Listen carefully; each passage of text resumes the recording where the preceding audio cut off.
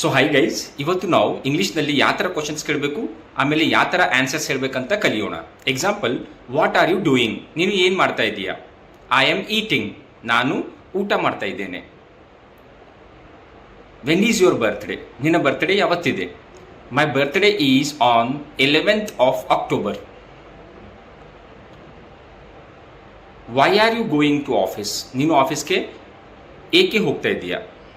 I am going to office to meet my boss. ನಾನು ಆಫೀಸಿಗೆ ನನ್ನ ಬಾಸಿಗೆ ಭೇಟಿ ಆಗೋಕ್ಕೆ ಹೋಗ್ತಾ ಇದ್ದೀನಿ. How are you going to office? ನೀನು ಆಫೀಸಿಗೆ ಹೇಗೆ ಹೋಗ್ತಾ ಇದ್ದೀಯಾ? I am going to office by a bike. ನಾನು ಬೈಕ್ ಮೇಲೆ ಹೋಗ್ತಾ ಇದ್ದೇನೆ.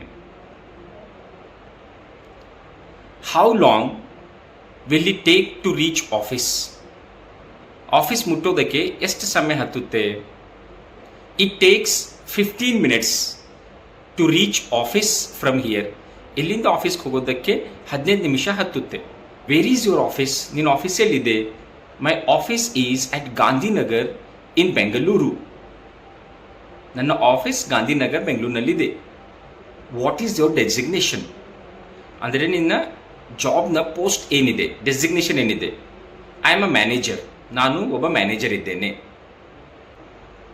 Why did you get late to office? ನೀನು ಆಫೀಸ್ಗೆ ಏನಕ್ಕೆ ತಡ ಮಾಡಿ ಬಂದೆ?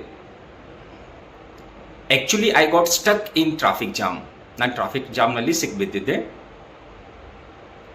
Because I could not reach office on time. ಅದರ ಸಲುವಾಗಿ ನಾನು ಆಫೀಸ್ಗೆ ಸರಿ ಸಮಯಕ್ಕೆ ಮುಟ್ಟೋಕೆ ಆಗಲಿಲ್ಲ.